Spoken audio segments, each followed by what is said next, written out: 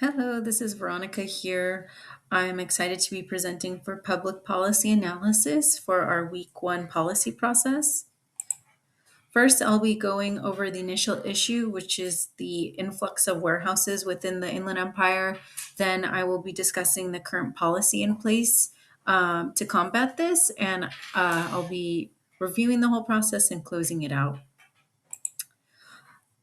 To address the issue, in 1980, the region was home to 234 warehouses. There are now more than 4,000, and individual warehouses are getting bigger as well. Nearly 40 square miles of the region's land today sits beneath the roof of a warehouse. And this was pulled from Jim Newton's article on calmatters.org.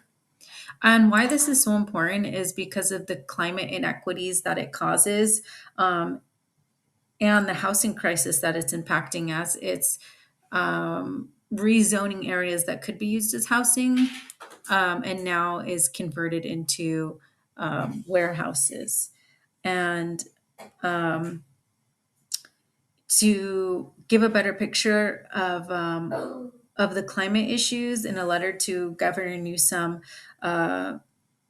50 leaders in the Inland Empire called for a public health state of emergency in the Inland Empire due to the rising unhealthy air days in San Bernardino County, the influx of the warehouses, and the 50 million pounds of CO2 released within the Inland Empire because of this transportation linked to the warehouses. And, this is so important because of the demographic of the Inland Empire. It's majority made up of low income and Latino communities. So it is a climate inequity that is happening. So the laws in place that are combating this is SB 535, disadvantaged communities. This is specifically put into place within California as it targets investments of proceeds from the state's cap and trade program to be injected into these areas that are impacted and burdened with pollution from warehouses and trade. And here's a map that I pulled from the California website that outlines the communities that are impacted by this. The second policy in place is Assembly Bill 1550, and this outlines what those DACs or disadvantaged communities really look like, and what those benefits will be. It'll be the 25% of funds must be allocated towards the DACs, for quality of life initiatives. At least 5% must be allocated toward projects within low income communities benefiting these households. They must be 5% allocated